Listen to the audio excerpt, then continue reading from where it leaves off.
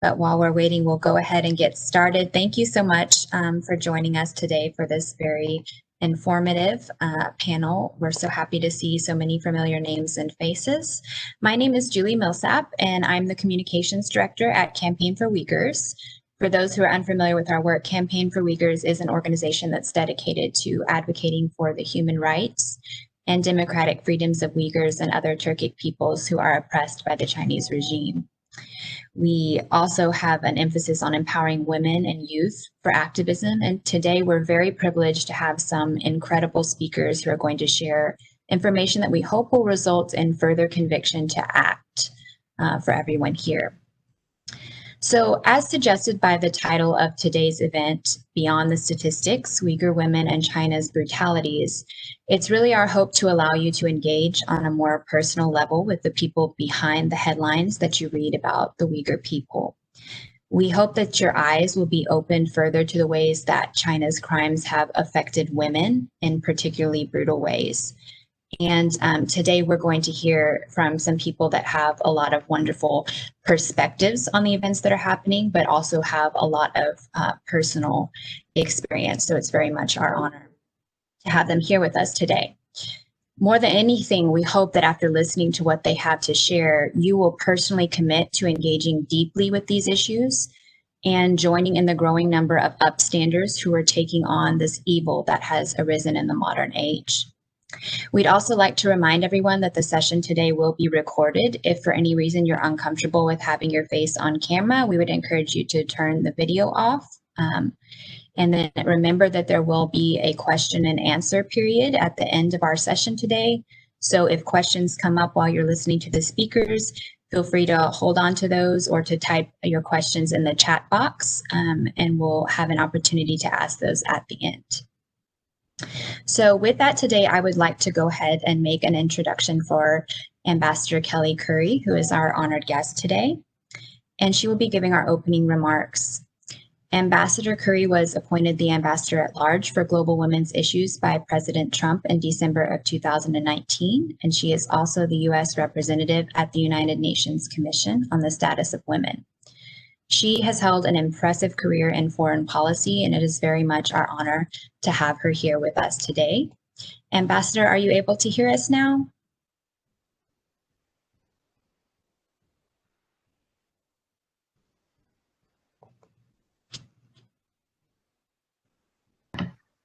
I think they're still trying to connect, Julie. Sorry. That's okay. So we may come back and have her make her remarks after, if that's okay with everyone. So I'd like to go ahead and we will hear some remarks as well today from Commissioner Nuri Turkel. So we'll go ahead and play his remarks and then come back to Ambassador Currie. Commissioner Turkel was appointed to the United States Commission on International Religious Freedom in May of this year by Speaker of the House Nancy Pelosi. He is the first U.S. educated Uyghur lawyer and the first Uyghur American to be appointed to a political position in the United States. He was himself born in a concentration camp in Kashgar during China's Cultural Revolution, and so Commissioner Turkel is well familiar with the struggles and oppression of the Uyghur people. In his current position, he is a tireless advocate for Uyghurs and for international religious freedom for all. So without further ado, let's have a listen to the remarks that Ambassador Turkel has prepared for us today. So let me go ahead and introduce for everyone another one of our wonderful panelists today. You can see her beautiful face right here. So Olivia Enos is a senior policy analyst with the Heritage Foundation and has a focus on human rights and transnational criminal issues. She's completed much of her work focusing on human rights in Asia and is a contributor at Forbes, where she writes on the intersection of human rights and national security challenges. She's frequently published in many major news outlets and foreign policy journals, and we are very thankful today to be able to hear her expertise and insights into the current issues. Olivia, thank you so much for joining us. Thank you to Rashawn and to Julie for inviting me to speak today. It is truly a pleasure to be here and to be able to shine a spotlight on issues that I think really merit receiving a lot more attention. So thank you to you all for hosting this event. We've long known of the horrors that the Uyghur people are facing. I think we first started really hearing about this heightened persecution at the hands of the Chinese Communist Party in 2017, when facts started emerging about the camps that existed there.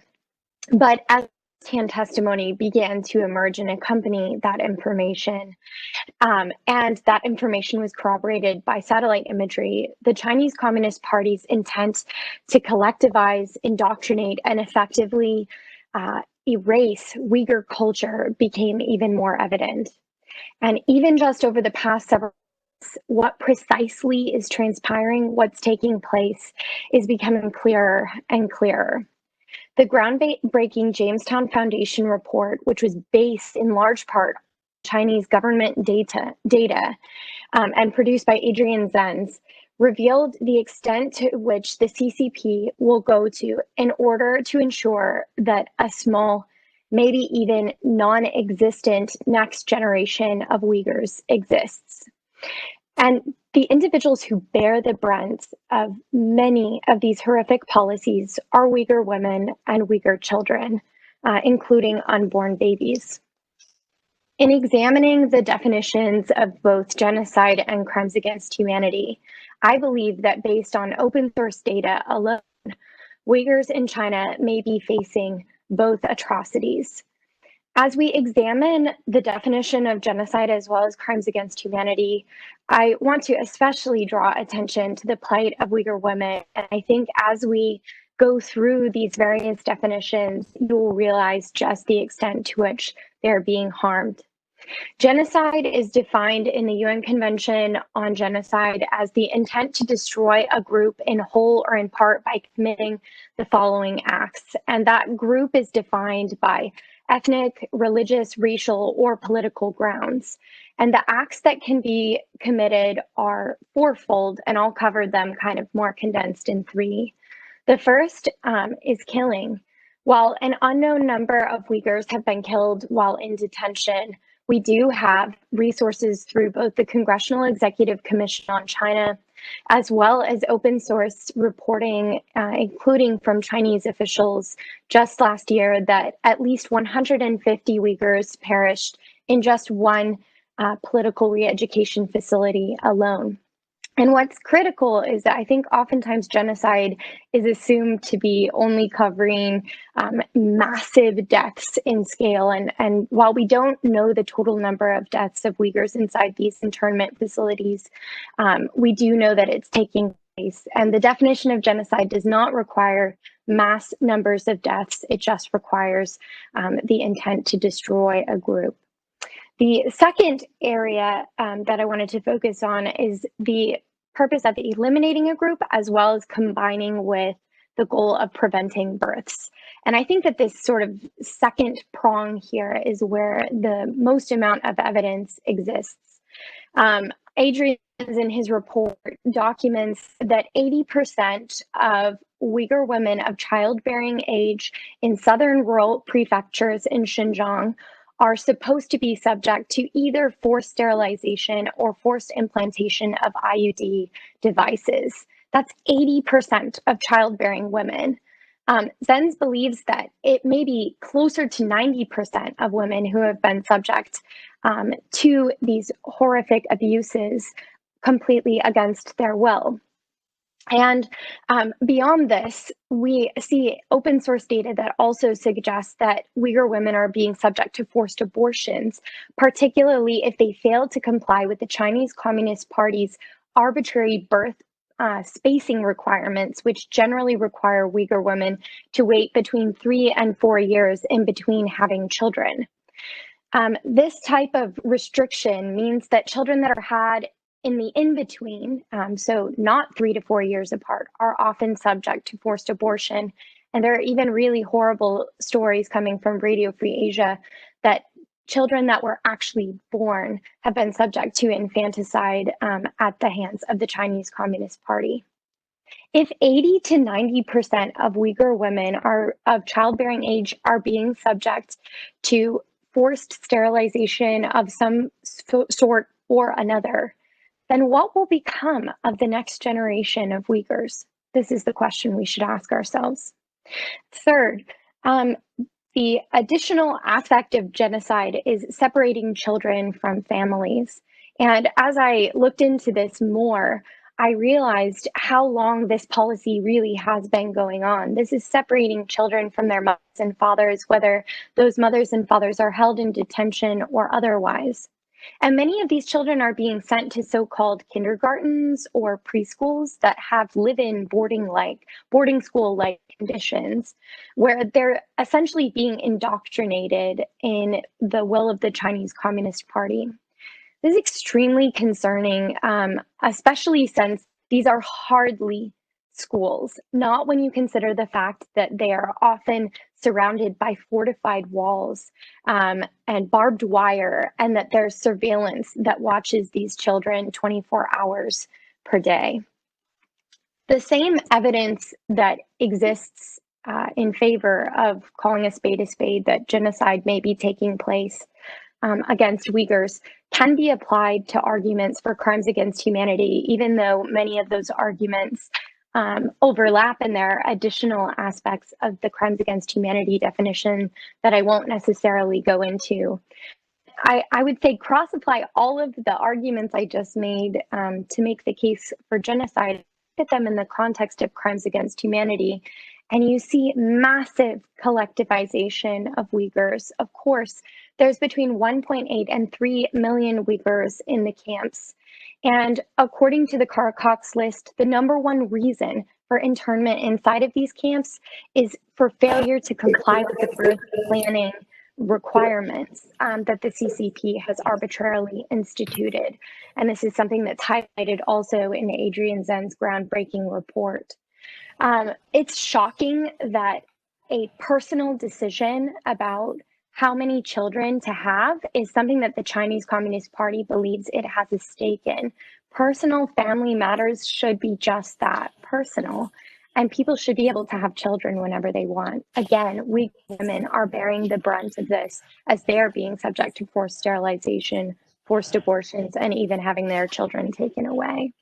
The second area for crimes against humanity is sexual violence, especially against women. We need to continue to look at the facts for this, but there have been reports from inside of the camps that this is happening. And of course, even predating the massive internment and collectivization of Uyghurs, we saw the practice of quartering happening, where members of the Chinese Communist Party were actually going and living in the houses of Uyghur families, which is a huge violation of privacy, but especially for the women that were left behind, many of whom are suspected of having endured sexual violence during that time as well. And of course, I would be remiss not to mention collectivization for purposes of forced labor. I won't go into that too much. I think we're all aware of the extent to which forced labor is occurring, and how even if people are not being sent to camps, they're being sent elsewhere in the country and subject to forced labor. Unfortunately, some of those goods have even made their way into the US market. So the question is, how do we respond to these facts? How do we respond to the fact patterns that seem to point to the fact that genocide and crimes against humanity are taking place? And I think first, we have to acknowledge all the good that has already been done. The US government has responded, particularly over the last several months, by taking incredibly important steps. First, by sanctioning Chen Guangguo, the Xinjiang Party secretary, who we know is responsible in many ways for overseeing, if not totally architecting, the camp system, as well as the restrictive system of surveillance that exists there. And in addition to that, we've seen other individuals as well as entities who played a critical role in these horrific acts also being sanctioned, especially under global Magnitsky authorities. And we've also seen positive steps taken by the US government to tackle forced labor, including by Customs and Border Protection and the US Department of Commerce. But I believe that there are next steps that need to be taken. And I think that these would be sort of the icing on the cake to really send a clear message that the US cares about Uyghur people, even when the Chinese Communist Party does not. And I lay out many of these solutions actually in a forthcoming heritage report. It should be out actually either today or on Friday, but I would suggest taking the following next steps. Number one, issue an atrocity determination. Secretary of State Mike Pompeo has the authority to issue a determination at any point in time. While the State Department can certainly go through a long and lengthy, legal investigation, that's not necessary in order for it to be called either genocide or crimes against humanity, or both genocide and crimes against humanity. So I would strongly encourage the State Department to pursue that. The second would be to extend priority to refugee status to Uyghurs. Being able to easily resettle Uyghur refugees is a plus, and the priority to status allows Uyghurs to apply for refugee status, whether they are inside of China or outside of China, without referral from an embassy, from the UN, or from an NGO. So this would be really excellent. The third next step would be to call on the International Olympic Committee to reconsider China's suitability to host Olympics in 2022. While COVID may have thrown a wrench in whether Olympics actually happen, I think that the Chinese government responds when serious concerns about human rights abuses are raised, and it has implications for their standing on the international stage. Being able to host the Olympics is a privilege, not a right. So we should seriously consider, especially if a country is committing potentially genocide and crimes against humanity, whether or not they can host privileged events like this. Number four, we should consider additional individuals and entities for sanctioning, especially for the role that they've played in perpetrating these crimes. Number five, Secretary Pompeo should continue to require the release of all political prisoners, whether Uyghurs, Christians, Buddhists, Falun Gong, as they are unjustly imprisoned and continue to serve their sentences day in and day out. And then finally, the US government should both create and appoint a special coordinator for Xinjiang to send a clear message that we prioritize these issues and that the Uyghur people are a broader part of our strategic policy toward China.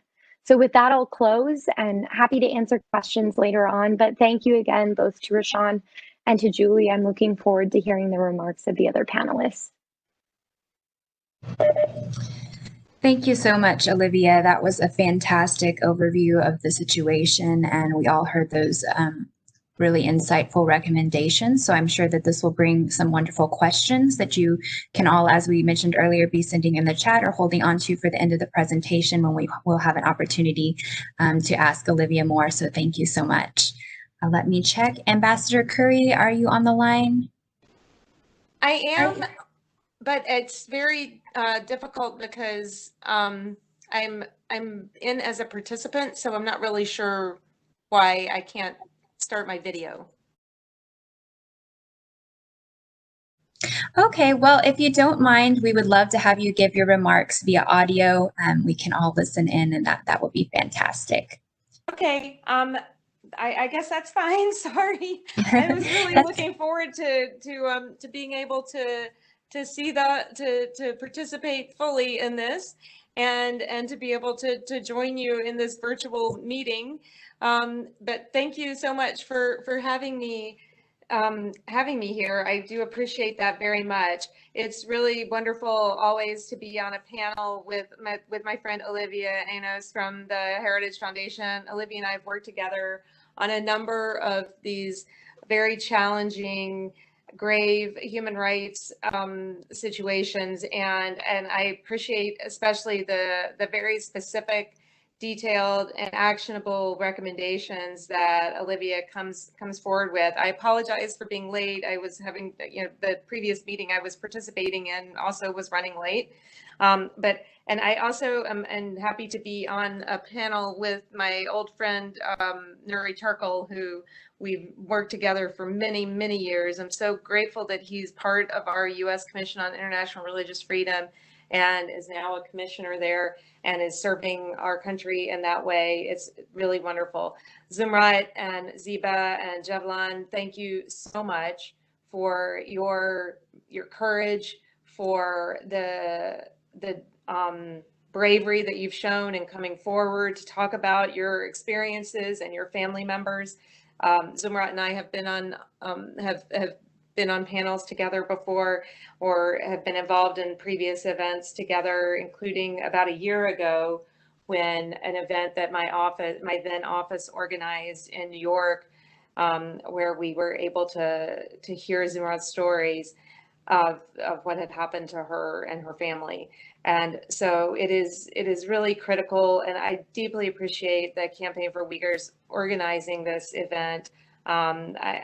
This is an organization that we work with, and we take the information and findings that come from your work very seriously, and we appreciate the advocacy that you are engaged in and helping to raise the profile of this issue that is very important to this department and to U.S. foreign policy. As Olivia noted, Secretary Pompeo has led the effort to call China to account for its treatment of the Uyghur people and other ethnic and religious minorities in China, and to help drive forward American action on this. And the United States is proud to say that we lead the world without, I mean, there's nobody even comes close, I'd say at this point, in terms of the advocacy that we do and the steps that we have taken. The targeted sanctions and the actions, the withhold release orders, and the other things that we are doing to make sure that these atrocities that are being committed in Xinjiang are not allowed to just stand without cost for the Chinese Communist Party. I also, in addition to the very brave and courageous panelists who are sharing speakers who are sharing their stories and perspectives today, I want to take a moment to recognize the hundreds, thousands, perhaps millions of people who continue to suffer from the horrific abuses that the Chinese Communist Party is committing in Xinjiang.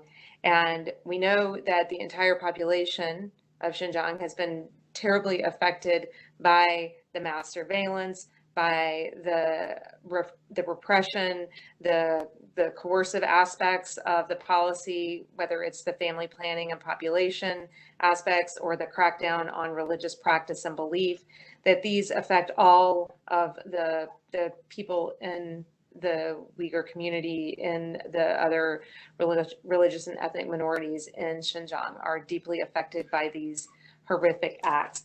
And so our heart goes out to them, and we're proud to stand with them and stand up for them. It's as Secretary Pompeo said, it is on a scale that the world has not witnessed in this century, since the 20th century, and it is the stain of the century for us as a human rights abuse. And so we are very conscious of that. I also want to recognize and commend the hundreds of men and women who have spoken out at great risk to themselves and their families, who remain in China, remain in Xinjiang because of their bravery, and those who are on the panel today, those who have stood up, who have taken great risks, including getting documents out of Xinjiang, getting recordings out of Xinjiang.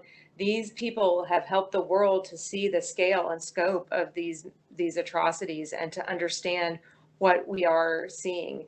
And their bravery is a testament to both the graveness of the crimes that are being committed, as well as the resilience and the strength of the people themselves. So those unnamed, unknown people who are helping to expose these crimes are our heroes, and we really recognize and appreciate their sacrifice. We are extremely troubled by what we have been able to document and what we have seen. I think that's evident in the policies that we're pursuing, as well as the statements that you've seen out of the United States government on this issue. The fact that we continue to be, we continue to build out a worldwide coalition to speak out about this, but that has been so slow going is a deeply frustrating thing for us. And I think that as I look at the title of this event, Beyond the Statistics, and think about how one of the the critical things that has been really important for us to start to shift that and to start to engage other countries and get them to move has been our focus, in a sense, on what has been happening to the women and the families of the victims of China's mass repression in Xinjiang. And the fact that the Chinese Communist Party, through extremely brutal, coercive, and just unprecedentedly violent means, is targeting the reproductive cycle of Uyghur women, is imposing forced population control on the Uyghur people and on other religious minorities and ethnic minorities in Xinjiang, is something that does, we believe, have particular resonance, especially within the Muslim world. And so it is something that we have really tried to expose our colleagues in the Muslim world to the information and the evidence, and affirm to them that we find it credible. And while the focus on minorities with these policies is unprecedented and is of special concern because of the reasons that Olivia highlighted, the fact that China does have a decades-long history of using coercive family planning practices against the Han majority population, I think helps us to be able to articulate why these are credible accusations, because they are doing what they always do. But the fact that they are targeting it to vulnerable and persecuted minorities adds a particular dimension to it. And therefore, we see this, the Chinese Communist Party has always shown an utter disregard for the sanctity of human life and basic human dignity. And this is what is happening in Xinjiang is consistent with those decades-long practices. But this is adding this element of targeting a vulnerable ethnic minority is absolutely the most dangerous piece of this in our minds.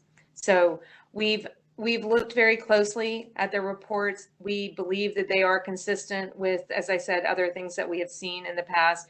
We also look at one of the most horrifying aspects of what's going on in Xinjiang, in my mind, and which I've been talking about extensively in my exchanges with diplomatic colleagues, is the coercive abuses that are going on outside of the camps with the homestays by Chinese Communist Party cadre being forced into Uyghur homes, where they are monitoring every aspect. And this effort to attack the core of Uyghur identity at the family level is so pernicious that we often, in trying to describe this, lack of vocabulary to even explain how horrific this is, because this is another thing that is just, we haven't seen this in any other place on earth, where the government has deployed a million Communist Party cadre to go and force themselves into Uyghur homes and break down the family in this way. This is just so insidious, and there's evil there in the intention behind this. There's just no question. That is not, in generations, I don't think we've ever seen anything quite like this in terms of the scale and the scope and the deployment of high technology and advanced technologies to magnify and intensify these efforts. So I think that when we also, we have to think about this, and the detention gets a lot of attention. There's a lot of the numbers are large, and there's an old saying that one life lost is a tragedy, a million lives lost is a statistic. And I think that sometimes we can become very deadened because these are huge numbers. We're talking about, more than 500,000 children, 500,000 children in state-run boarding schools and orphanages while their parents are in detention or in forced labor camps. These are huge numbers. And it's hard for the mind to grasp the scale of it. And then it's even more troubling when the Chinese Communist Party talks about, we have 1.4 billion people, and so this is, why should this is a drop? These people are a rounding error in their minds, and this is something that I think it is very difficult and challenging to break through the scale and the scope of this, and so we have to alternate between talking about the astonishing and astounding statistics that we're talking about and bringing it back to the human stories, the individuals, the pain, the suffering, and the courage, most importantly, of those who are directly impacted by these ongoing atrocities. So I'm pleased that we do have this opportunity to hear directly from survivors, from family members who are suffering these abuses and who are the faces of these things, and knowing that behind these women and men, there are millions of others out there that they speak for is what really gives an enormous power to their remarks. And so we deeply appreciate the work that you're doing to make sure that they are heard. We each have a role to play in that. It's an incredible privilege to be with them today. And I'll close by quoting one of my personal role models and someone who has inspired the work that I've done throughout my life, Elie Wiesel, who once said that whoever listens to a witness becomes a witness. So this morning, we are all having an opportunity to become witnesses. And then as we become witnesses, that does give us a responsibility, because you can't just be a witness and then not act. That's the other part that Elie Wiesel taught us, is that it's not enough just to bear witness, as important as that is, if you don't do something about it. So I'm proud of the work that this administration is doing. I'm proud of what we're doing to continue to push for justice and accountability for those suffering at the hands of the CCP in Xinjiang and throughout China and throughout the world. And we'll continue to do that. We'll continue to stand with the victims of CCP repression. So with that, I'm going to close. And again, thank you very much for this opportunity. Thank you so much, Ambassador Currie, for those incredible remarks. And it's just really striking as we hear words as she used, like insidious and evil and horrific. And these are very accurate words to describe what is happening for the Uyghur community. There is a lot of gratitude for the work that this administration has done. And so we thank Ambassador Currie for her courageous leadership and the work that she is doing to advocate for those women who have no voice. So thank you for being here with us today.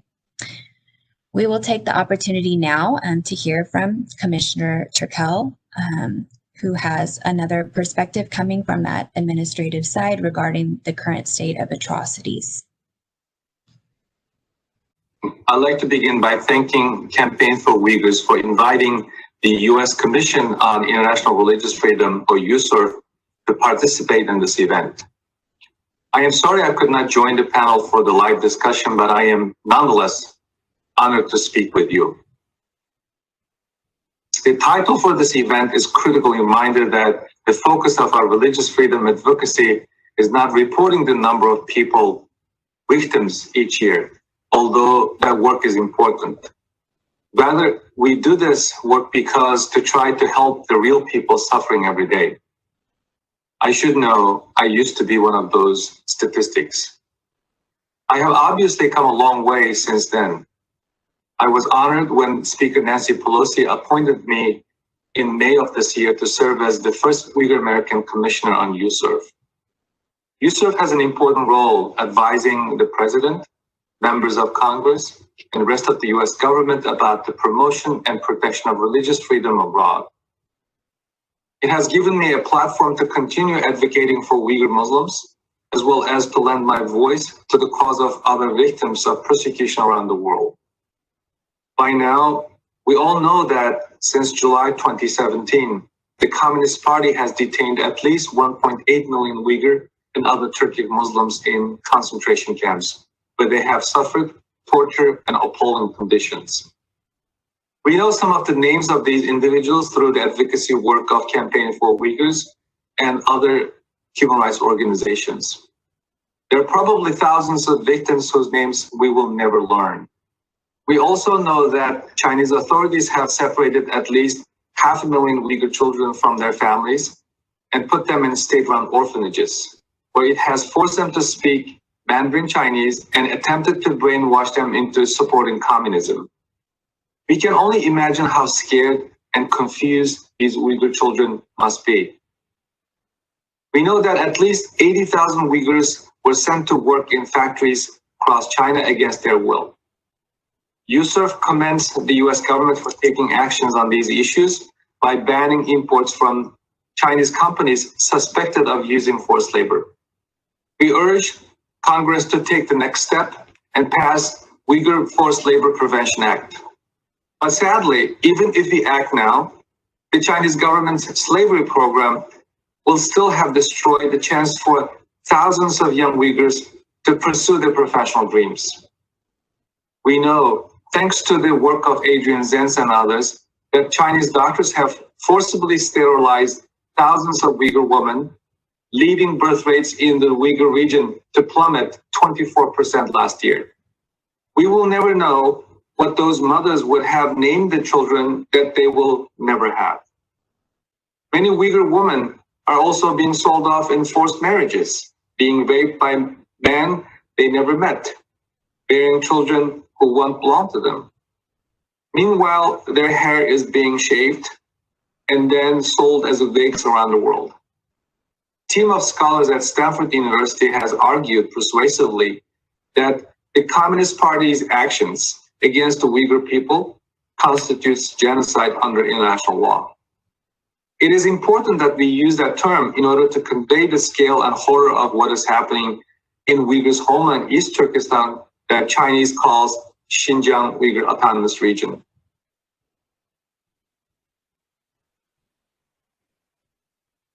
And once we understand these actions as part of a genocide, the centrality of violence against women becomes clear. In order to destroy a people, one must destroy the women. Without Uyghur women, there are no Uyghur children. And without Uyghur children, my people will not survive. And so the sterilization and the rapes and widespread forced marriages are essential to Communist Party's plan. When I speak to Uyghurs, both men and women in America, this is what breaks their spirit. The past and present are hard enough, but what if there's really no future? We cannot, however, let the immensity of the term genocide blind us to the human suffering taking place every day. Joseph Stalin famously claimed, quote unquote, "If only one man dies of hunger, that is a tragedy. If millions die, that is only statistics." On this and many other things, Stalin was wrong. The sheer scale of China's persecution of Uyghur people have revealed the true evils of the Communist Party. For decades, China hid its religious freedom violations against individual Uyghurs, but it cannot hide its war against an entire people. However, the individual stories can indeed move people to action. That is why events such as this one are so important. On behalf of USCIRF, I applaud the courage of those members of our community, including some of my fellow panelists, who have spoken out about the experience of their own and relatives. Your voices will ensure that our friends and loved ones and the Uyghur people will never be seen as just statistics. Thank you.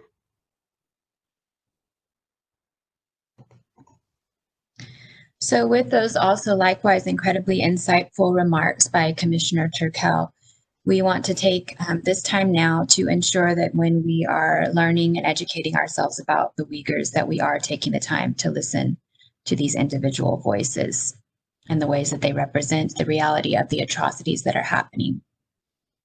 So it is now my honor to introduce someone with firsthand knowledge and experience of the brutal way that the Chinese regime is carrying out its crimes against humanity.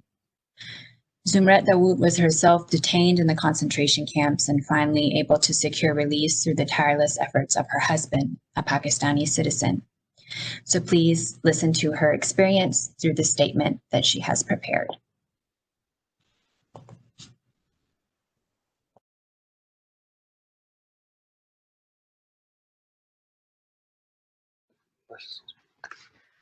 Ko'pchilikka ko'pdan ko'p rahmatimni bildiraman. Mushundaq yaxshi fursatlarni yaratib bizning Uyg'urlarning dardini anglaydiganға so'rini hazırlapsizlar. Men o'zimning beshdan o'tgan kechirmishlarimni yozib chiqdim. Tarjimonimiz bizga o'qib bersin hozir. Thank you to Campaign for Uyghurs for hosting this panel and for your work in raising awareness on this ongoing genocide. It's unfortunate that this type of panel needs to take place, but I am grateful that I have the opportunity and the freedom to share my story with you and to reveal the true brutality of the Chinese government. Because I am Uyghur, the Chinese government targeted me and detained me in a concentration camp. It's all started on a perfectly normal Saturday on March 31st. I received a call from neighborhood administration who ordered me to go there. They told me it was urgent, and so I went. I never imagined that my day would end in a cold, dark, and crowded cell. The building looked ordinary and did not resemble a prison. However, upon entering, I saw there were metal bars on the windows and doors. I was interrogated. They asked me about my marriage to my Pakistani husband and demanded explanations for money transfer to Pakistan, which were listed in my bank account. I was then placed in a cell for a few hours without any explanation as to why I was being detained. After a couple of hours, they threw a black hood over my head, like I was a convict, and ushered me to join a group of Uyghur women who were summoned like I was. I was scared I was going to be killed. They took me to a hospital where police officers wearing a white lab coats gave me physical examination. They examined my organs, gave me an X-ray, took my fingerprints and scans of my irises. From the interrogation to the point of medical examination, I wasn't given a single piece of food or drop of water.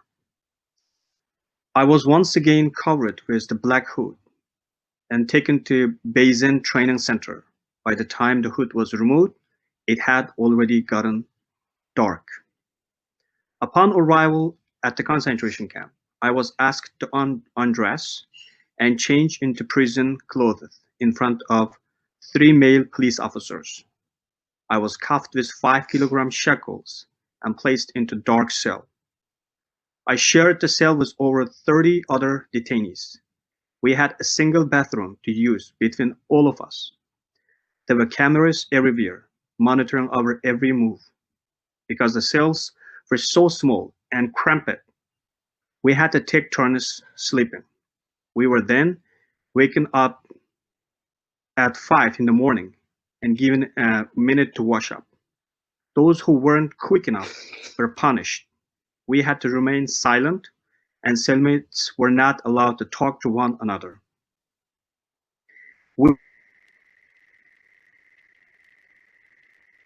Or simply plain water ice porridge with a steamed bread bun. When I first arrived, I shared my bun with an older woman suffering from diabetes. Because of that, I was mercilessly beaten by the guards. The woman cried out and begged for the officer to stop and telling him that I didn't know the rules.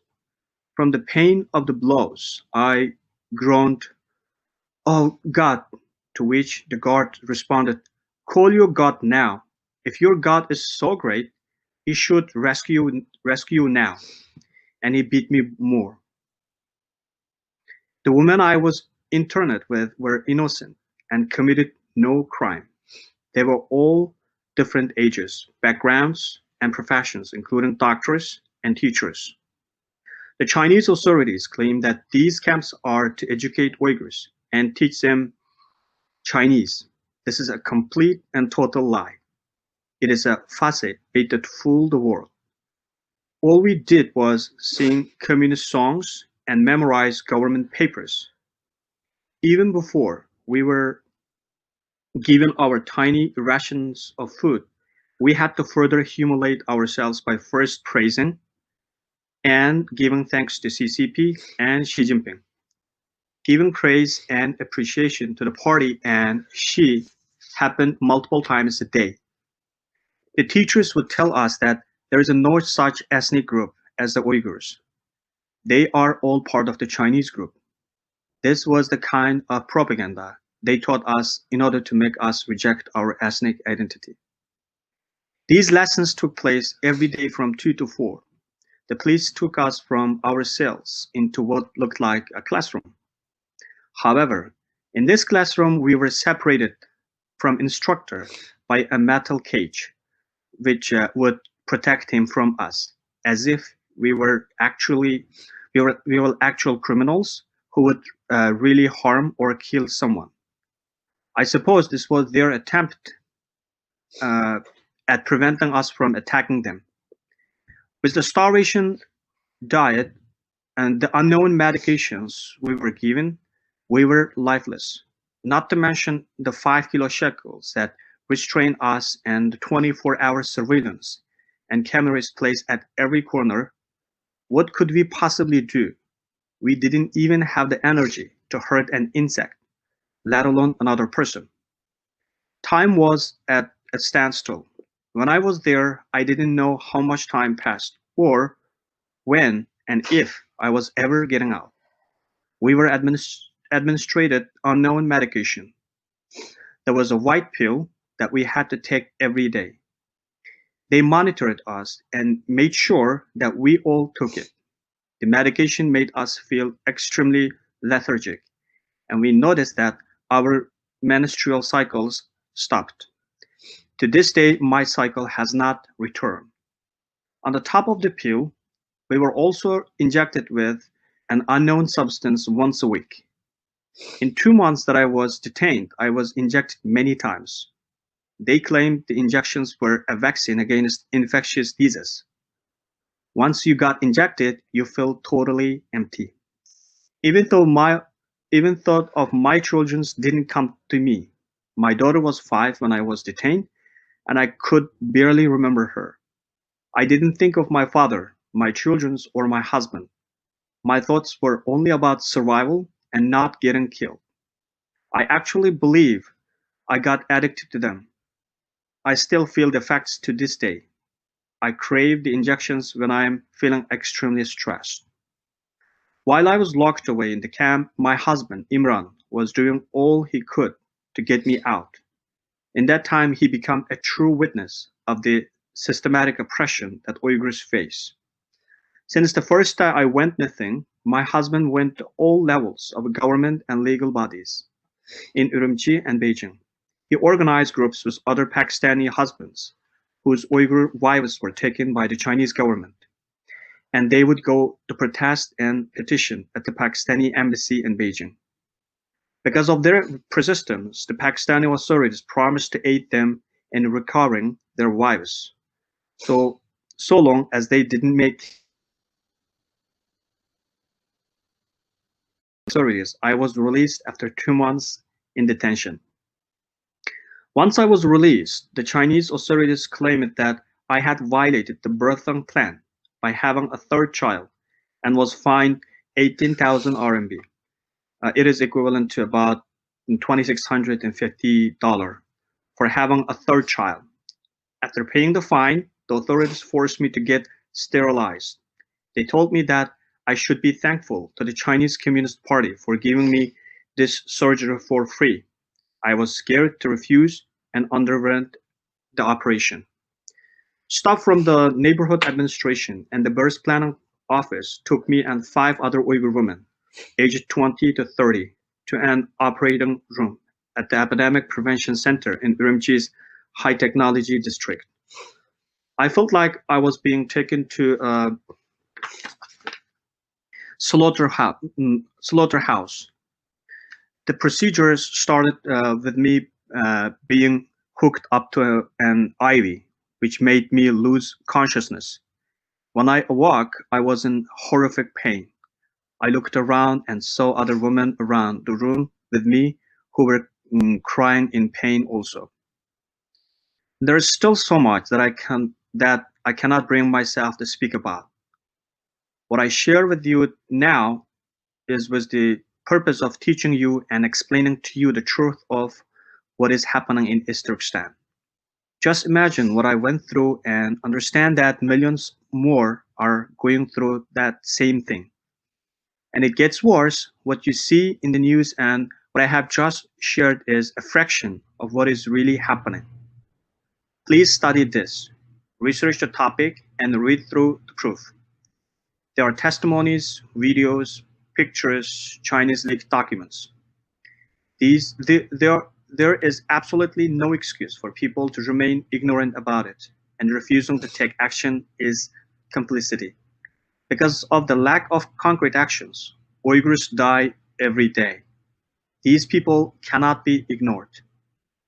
There is a true evil on this earth, and I hope and pray that it's stopped before more people suffer as we have.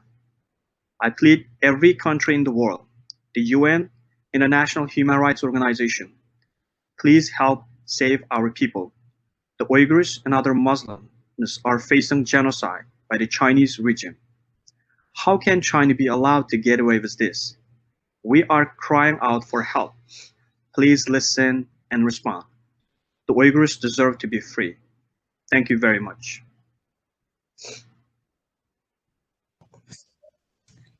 Thank you so much, Sumrat, for being here with us today and for your courage and sharing your story.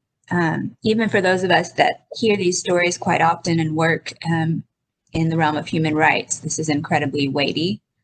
And so I would encourage everyone on the panel today to allow the weight of that to sink in, and the weight of what she has shared with us today to sink in, to soak it in. And as she stated, to let what we've witnessed and what we've heard spur us to action, not complicity. So thank you very much, Sumrat. So now I would like to give us the opportunity to hear from the other side, from a woman who has experience on how the Chinese regime's brutal policies affect the families that are waiting for news of their loved ones. Let's listen together to her experience. It is my pleasure to introduce to you today Ziba Murat, who will share the story of her mother.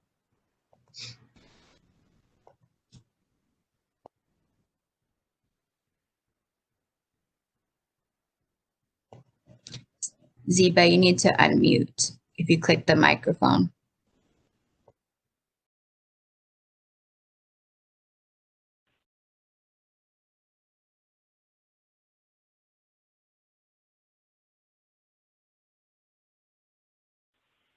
How about now? Okay.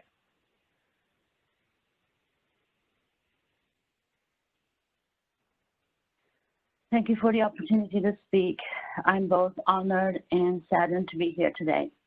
I never thought that I would be on a panel with the purpose of telling the world that my mother is missing and I don't know where she is.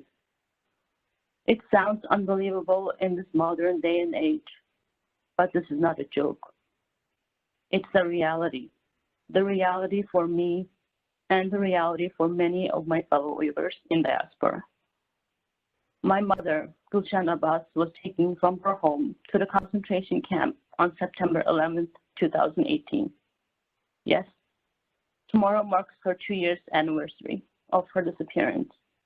To this day, we have had no information whatsoever on why she was detained, her whereabouts, or her condition. We have walked this lonely road of advocating for her what it seems like eternity. Only in May of this year, Radio Free Asia was able to confirm her detention through her previous place of employment. But no other information was given. She's not a famous scholar or a renowned intellectual, but her sacrifice for her family and her compassion for her people is no less than others. and her life is equally valuable to any. A gentle soul like her was still targeted as a victim.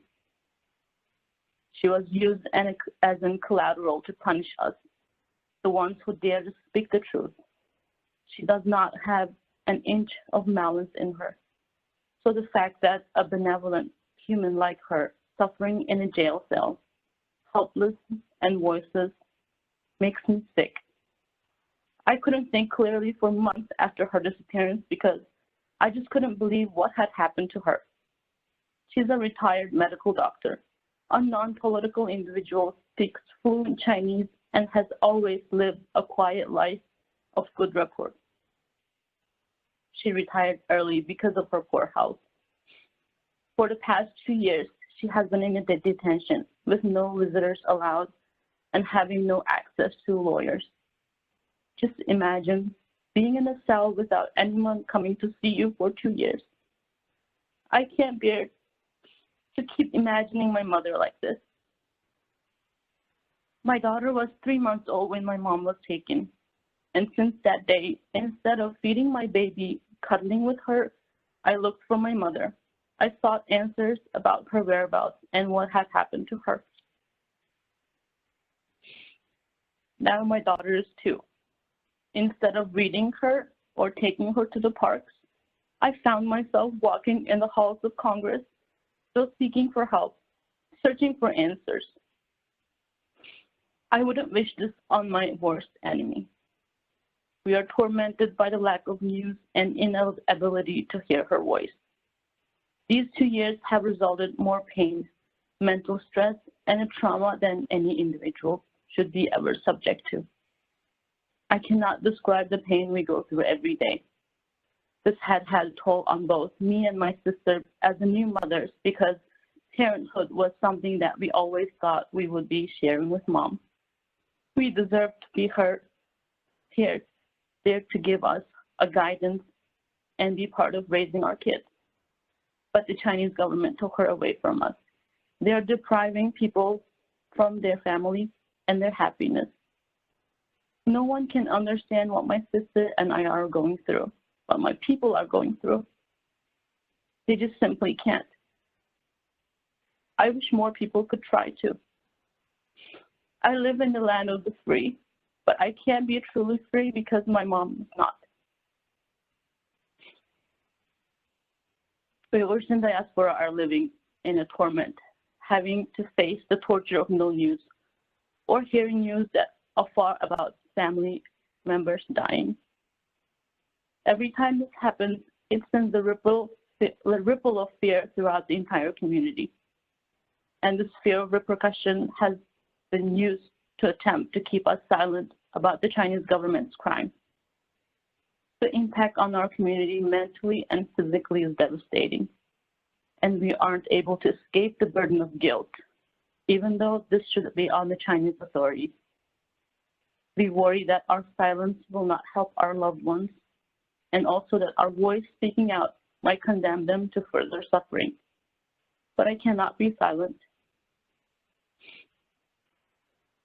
My mom's case is just the tip of the iceberg, as millions of other suffer similarly. It is clear that the action of the current time is crucial. My mother's case serves as an example of the litmus test that should be applied regarding to the Chinese government. It is one that clearly demonstrates the Chinese government's refusal to participate in a genuine dialogue. While the Chinese authorities have moved away from their harsher diplomatic style in the past few months and now give lip service to a need for a dialogue with the United States. The transparency and regard for human rights needed to be part of such conversation does not exist. If the Chinese government wants to clear their names, they must answer families like me about why we cannot communicate with our families. They must answer for running a brutal concentration camp in the 21st century.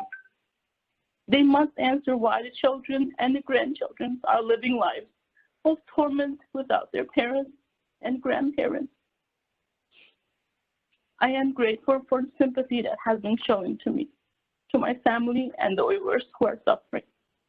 But after 2 years, sympathy hasn't resulted in meaningful change. I'm frequently told that the issues are being looked at, that the issues are being raised, but I want to ask today, what does it take us to be true upstanders and to avoid the repeating the mistakes of the history? My intention has never been a fight with China or the world systems, but now I'm left to ask, what does it take for a daughter to be able to hug her mother? Whatever it takes, I will do it. And I ask that you join me in doing so. Thank you.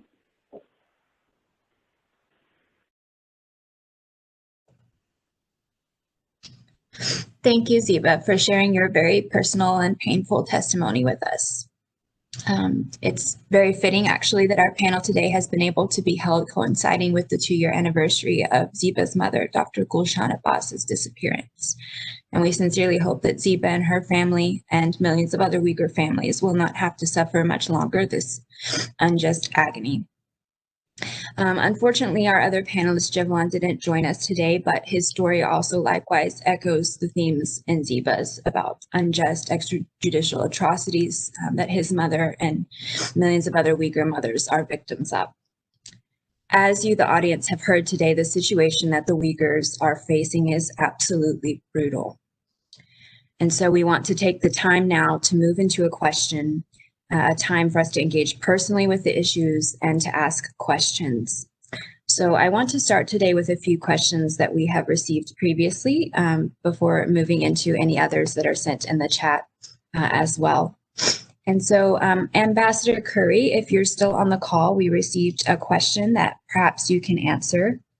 One of our participants has asked, has a government acting with genocidal tendencies ever been diplomatically pressured into stopping?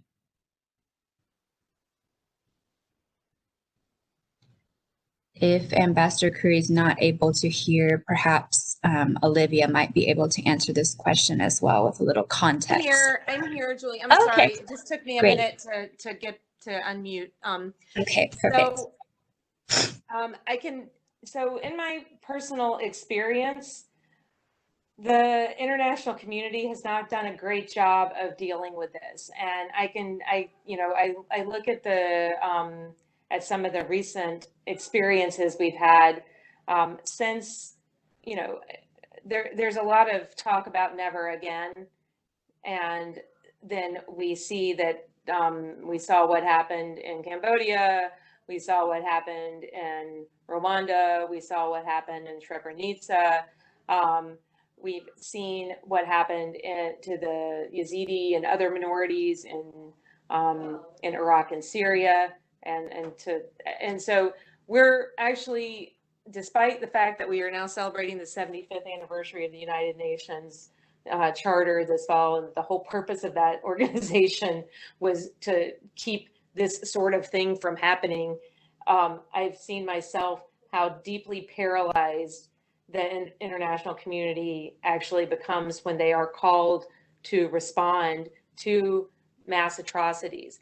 And that's when, even when it's very painfully obvious, and we have, we see on our television screens every night people seeing butchered with machetes in Rwanda, and we're still unable to act. And so this has been something that has animated my entire career in human rights, is why we can't. And you've seen studies, but I'll give you another, to talk about how hard it is, I know is not a very useful thing to do, but if you think about the person who wrote the book A Problem from Hell, who excoriated the United States for its inability and unwillingness to act in some of these situations, in particular in Rwanda and in Bosnia. And then when she got into positions of great influence and power in the United States, including serving as the U.S. ambassador to the United Nations, and was unable and unwilling to move our government to do much about the situation in Syria, to do much about the situation in Burma, all of which, many of these things unfolded or were developing while she was sitting in that chair. And I don't, I don't actually fault Samantha Power, because I think that, it's a lot, it's easy to say things and it's a lot harder to do them. And it's especially hard right now when you have a Security Council member doing what China is doing, and not only doing it themselves, but providing cover for countries like Burma to engage in mass atrocities. So I think that we're in a very, as far as we've come with things like the responsibility to protect and all of the institutions that have been built up, even since Rwanda and Bosnia, we're no further along in some respects that in terms of finding the political will to actually, and the right toolkit to actually stop these things in their tracks. And the more powerful the state, and China is a very powerful state, they're a veto-wielding member of the Security Council, the more difficult it becomes. And like what we're seeing in Syria, where Russia protects the Syrian government as they commit atrocities, it is very, the rules of the road of international power dynamics have not fundamentally changed that much. And I think that the United States, we do try to, and I think that the character of our foreign policy always puts us in this struggle between, and I think we try to stand up for human rights and do these things when we can and where we can, but we can't force other countries often to change their behavior. When we've done that and tried, it doesn't always work out very well either. And so I think that we continue to really have very limited tools. And it is a source of ongoing deep frustration for myself and other policymakers that we can't seem to find ways to responsibilize those who commit these acts and to stop them when they start to unfold. Over. That's it. That's all I have to say. Sorry. Could I add a little bit onto that answer as well? There's actually an example with China, and it's insufficient, but I think it is a sort of emblematic of one way we could possibly respond. So when genocide was taking place in Darfur, the Chinese government had strong relationship with the government of South Sudan. And this was around the same time that China was supposed to host the 2008 Olympics. And several civil society organizations coalition to put pressure on the Chinese government to discontinue its engagement with Khartoum.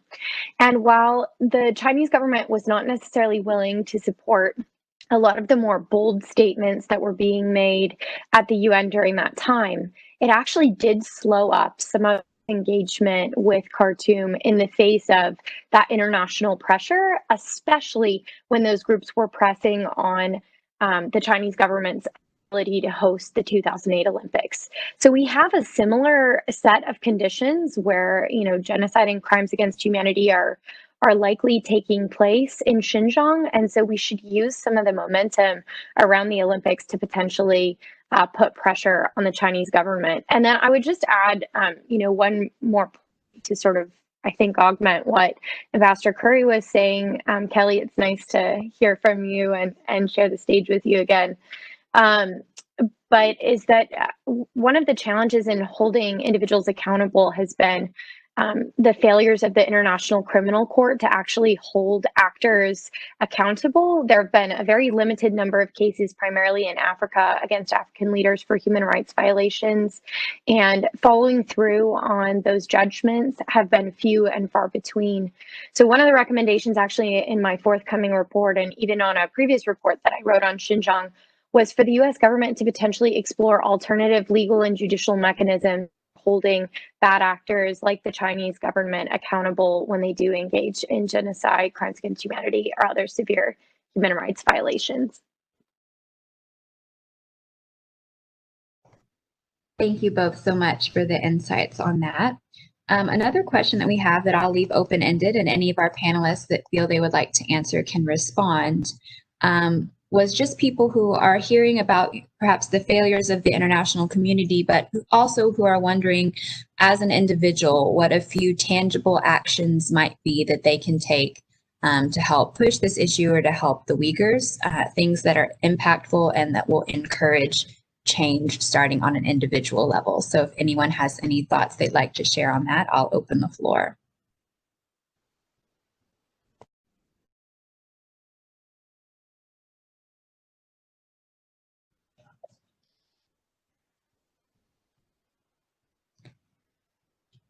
I'll call on maybe Olivia. Do you have any thoughts on that?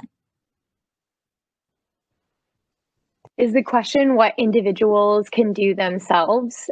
I mean, I think that there's a lot that you can do. And I figured Ziba might jump in here, but I know Ziba, for example, has a change.org petition that she's been asking individuals to sign onto in order to put pressure for the actors that be to really press for clarity when it comes to getting her mom released.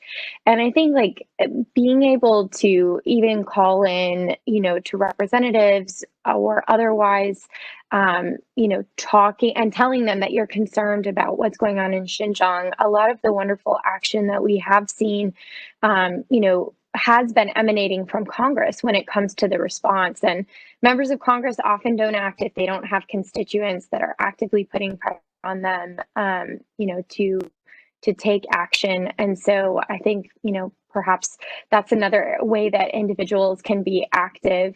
But I think, you know, a lot of people are not familiar with what's going on with the Uyghurs. I think that while it has increasingly entered into, you know, more mainstream media, it doesn't get the same amount of attention as, for example, the China trade deal or other challenging issues. And some of it, I think, you know, and this is maybe dumb to say so, but is that Uyghur is hard to pronounce, Xinjiang's hard to pronounce, and we don't see pictures coming out from Xinjiang.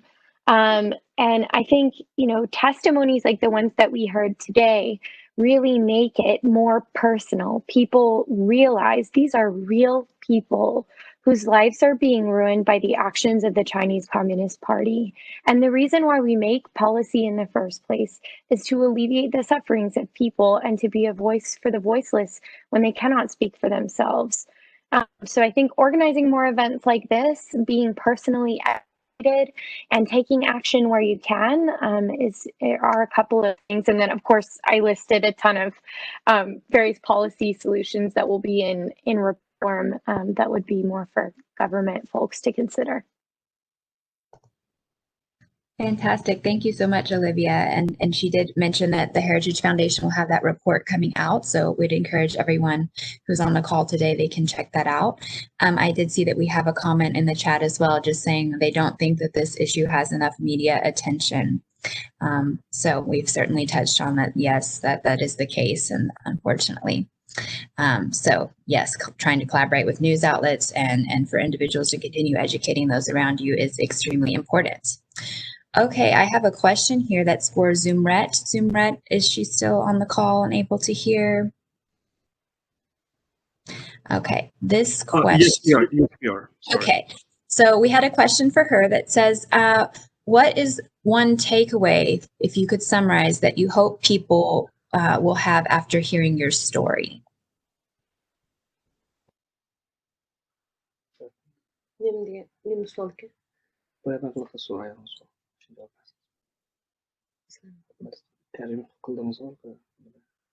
Just give us one moment, please.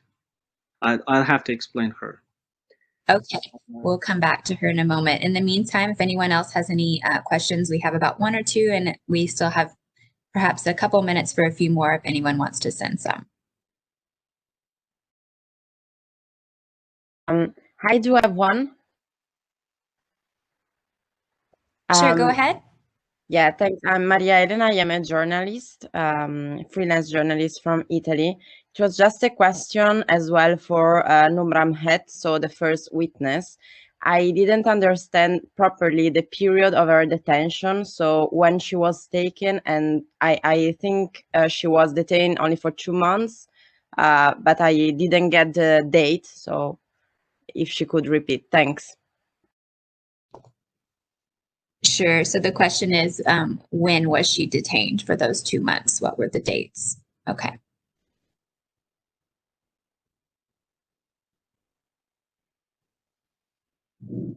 While we wait for Zumret, we have one more question for Olivia in the chat that said, thank you for sharing such knowledge that has genuinely helped me deeper understand my next actions and what the atrocities are itself. The question is, could you elaborate further on forced labor workers in the American market? So I assume how the American market benefits from those forced labor, and are there specific groups that are supporting forced labor or article that looks into this? Mm-hmm.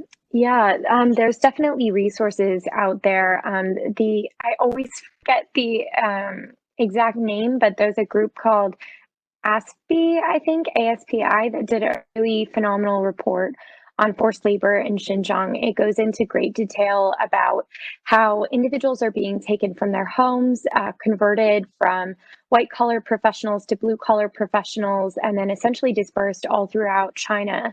And others are being subject to forced labor in the context of those political re-education camps that we've been talking about here. And there's been very alarming reports, and actually in some ways encouraging reports, that the US government has been interdicting or stopping at the border produced with forced labor that are believed to have originated in Xinjiang. And so there are really great steps that I think it's mostly the Customs and Border Protection, and I think ICE actually are doing collaborations together in order to stop those. And there are actual implications to American businesses should they continue to source goods produced with forced labor, because I think it's like the Tariff Act of 30 or something that specifically prohibits goods produced with forced labor from entering the US market. And there have been other increasing ways that the US government has been seeking to minimize that. I've actually recommended in previous reports that the US government say that all goods produced in prison camps in Xinjiang have a rebuttable presumption that they are unquestionably made with forced labor. I think this would make it easier for those goods to be interdicted. And I think that's something that others have suggested as well. There's a lot of different ideas out there on this, a lot of different people who are working on it, including people in Congress. But I would be happy to connect and happy to drop my email in the chat box if this is something that you're interested in discussing further. Thank you so much, Olivia. Well, we are coming to the end of our time today, but I did want to circle back around to Zumret. Zumret, are you ready? Yes, we are. Okay. Yeah. Bayam yaqa anlap ötkenlarning hammasi mening o'z beshimdan o'tgan kechirmishlarim. Bu faqat butun Uyg'urlarning beshdan o'tayotgan ishlarning faqat bir qismi. Mushu tercüme qılamsınız. Siz dersiniz bunu. Faqat bir qismi endi u men so'zlayotgan hikoyamningki bir hikoya emas, haqiqiy beshimdan o'tgan bir ish. Sizlarning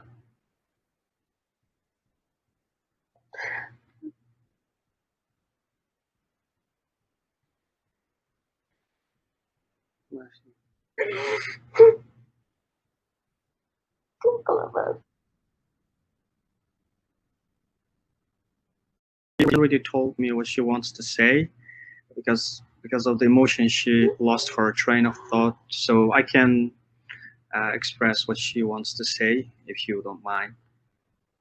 So she said, I hope this all becomes real to them, and they will realize these aren't just the stories. These are the true human lives. I hope that they will act accordingly.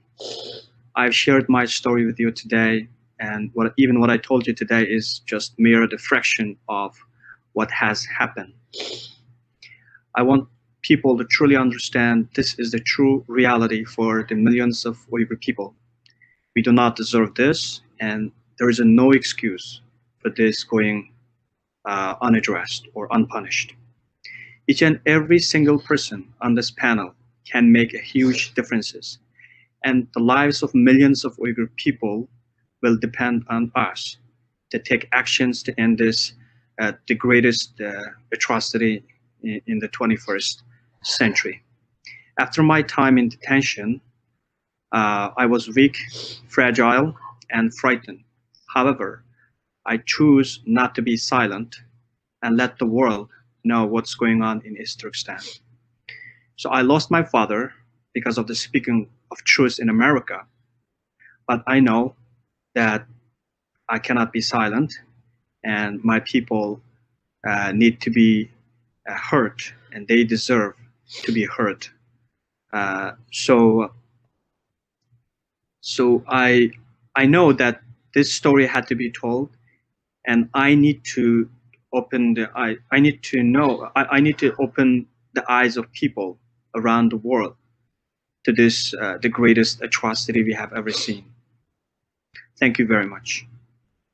So actually, that's what she told me in Uyghur language, of course. But she's now a little bit emotional. I hope you understand that. Thank you very much. Thank you so much. Thank you, Zumret. Yeah, so I think that this is a sobering but good note for us to end today. Unfortunately, we have come to the close of our time today, so I do want to thank each of our panelists for being with us today and giving their time. Ambassador Currie, Commissioner Trikel, and then Olivia Enos with the Heritage Foundation, Zumret Dawood, and Ziba Murat.